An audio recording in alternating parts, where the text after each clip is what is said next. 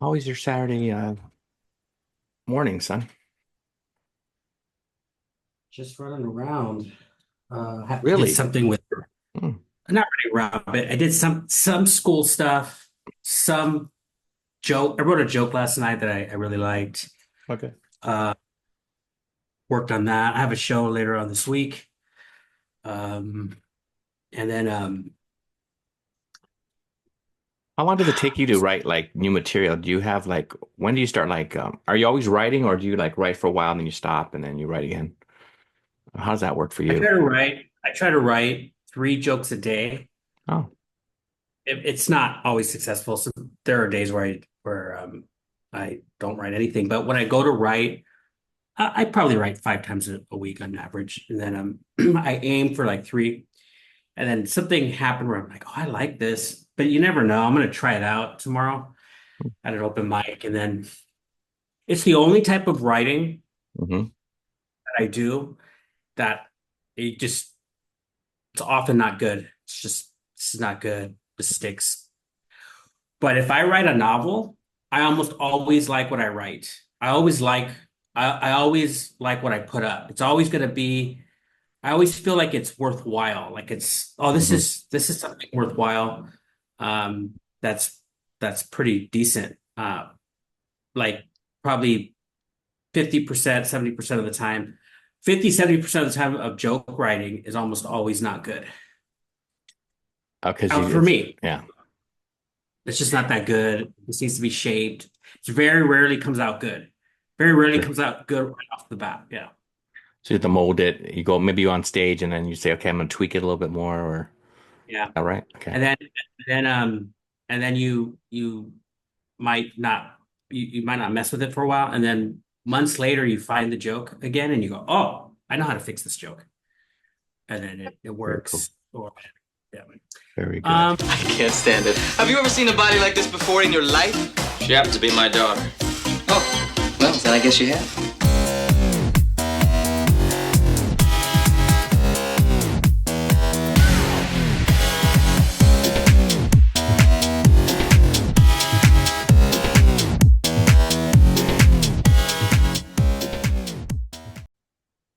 Hello, everybody.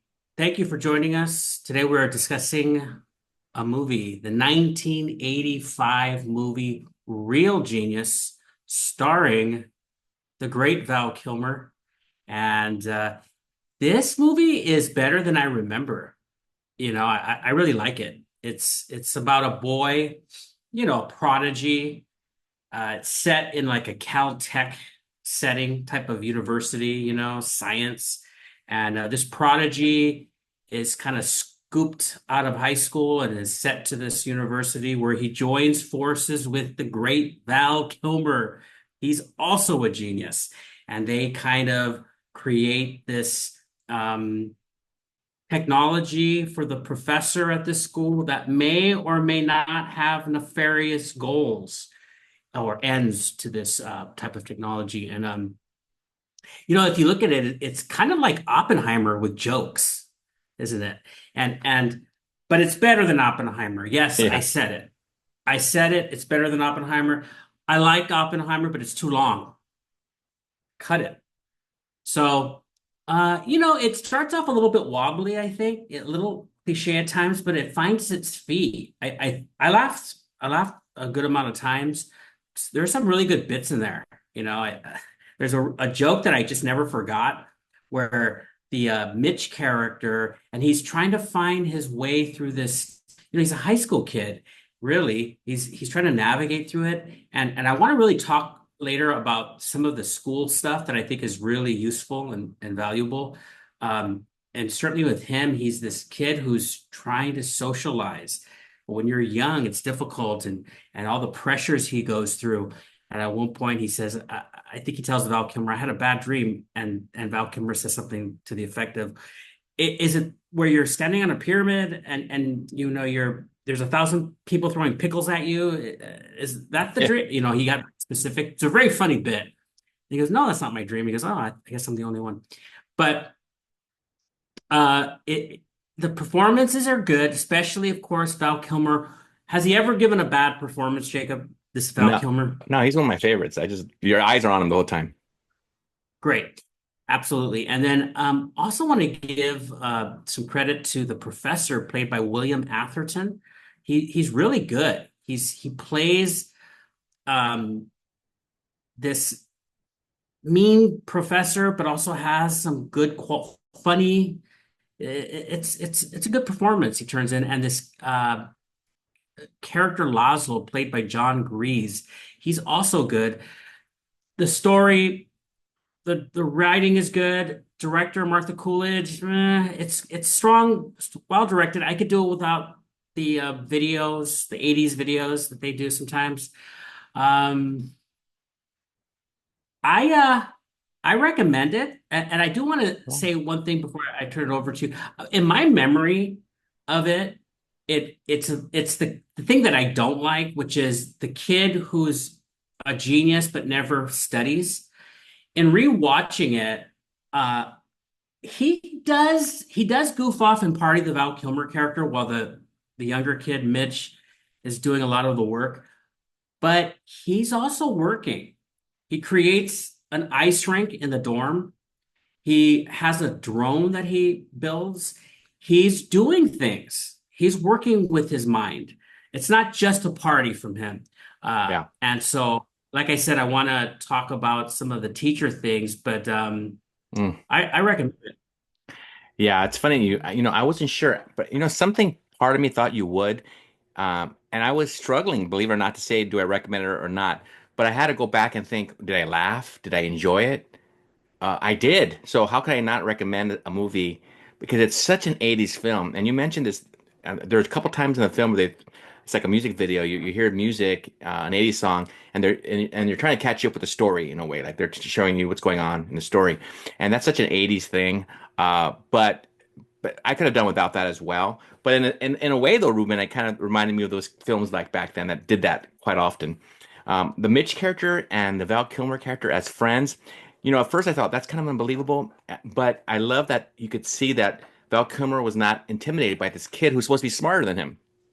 He actually takes him under his wings. And I remember being in high school, Ruben, I used to feel like the seniors when I was a freshman were like gods. I'm like, what could they talk to me? And there were a couple who reached out to me and who really were kind to me. So it was just looking at my own experience. There are those young people, there are those 17, 18-year-olds who will be kind to a 14, 15-year-old and not be so intimidated by them or so in that case. I mean, sorry, in that area. But but yeah, I enjoyed their friendship. There are bits throughout the film. My favorite bit is and I'm not sure if you're going to bring this up, but there's a bit where a teacher is teaching and he's teaching to a class full of students, and the next scene you see is the teacher's teaching, and then there's a whole class full of recorders, and then the next scene is you see there's no teacher, there's no students, but there's the teacher recording, and the students are recording the recording.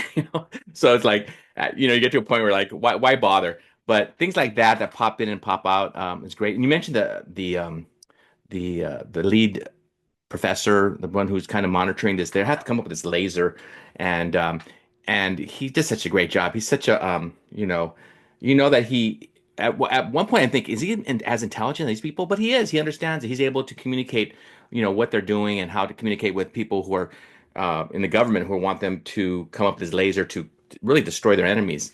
And so the only thing I had a problem with though, Ruben, it was the danger piece of it. Is they're creating a laser on campus that's going through walls, and I'm like, it could kill people.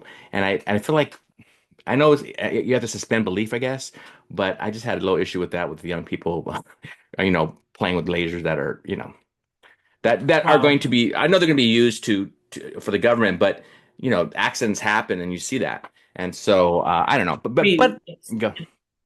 it's a comedy, Yeah, right? I know. That's the only thing, as I guess maybe as a father, or something, I'm thinking, man, I want my kid to be hurt. But yeah, you're right. I have to suspend belief a little bit. So maybe I was being too harsh on that. But at the You're, same time, you're saying? you're suspending I mean, disbelief, not disbelief, not belief, disbelief.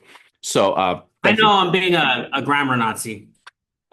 We'll get letters. No, that being said, though, I'm with you, though. I can't say, I mean, as I'm laughing throughout the film, and Val Kilmer is just throwing little gags every couple minutes, and you just can't help There's but a laugh. there's a there's a really good bit where also Hmm. where they're all studying. So this is the part I do, another part I like, where Val Kilmer just digs in and begins to study, and they're all intently studying in the Yeah. dorm, and then one kid just, or the study hall in the dorm, I should Hmm. say, and one kid just gets up and starts to freak out and just loses it.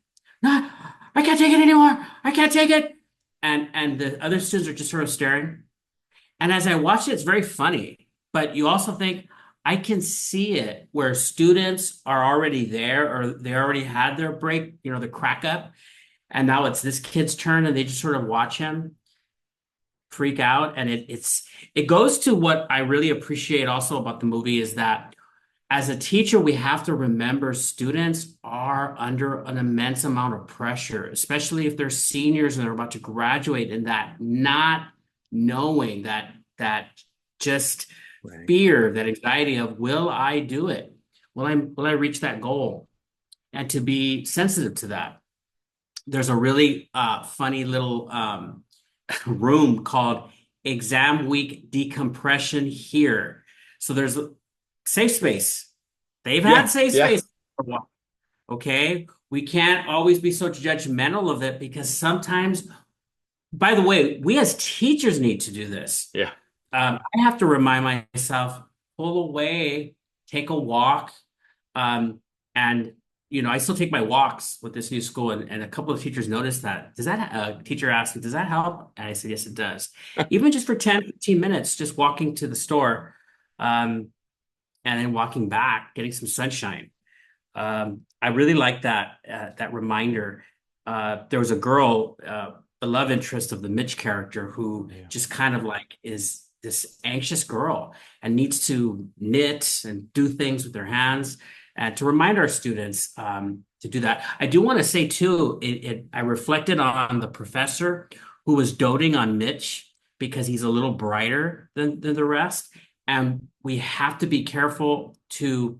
It's so easy to be gracious to the students who are gracious to us.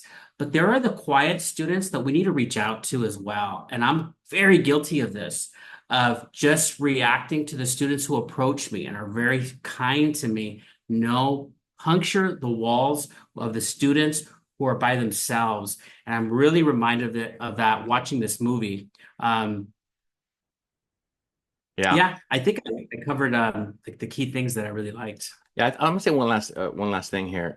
When you're mentioning about these students, this young lady who's definitely has some OCD and maybe even some Asperger's. I don't know, but she has definitely some things like that. And then I was thinking that a lot of our kids do have superpowers. There's some really bright kids who have special needs. As you know, and you've worked with them more than I have. But I do have some students who I think, well, maybe they're not strong in this area, but find their strength. Look a little closer. You might find some strengths there that you didn't know were there. And they might be great writers. They might be great artists, whatever it is, find that and encourage them, because sometimes they feel they get a lot of things like, oh, you're not doing that well in school, or you're not doing, what you should be doing. But if you find those strengths and encourage them, they just love it. And I'll say one last thing too, Ruben, that one of the first scenes in the film, I see a former friend of mine, not former friend, but somebody I went to high school with. And it's like the first time I saw somebody that I knew in a movie. So I just get blown away. Even now I see him like, oh, that's Joe. And so, I mean, ever since then, I've seen other people I know, but that was when you see the first person like a guy you went to school with, and you see him on screen, you just kind of blows your mind away a little bit. But that being said, yeah, I'm with you. I go ahead and give my approval of this film.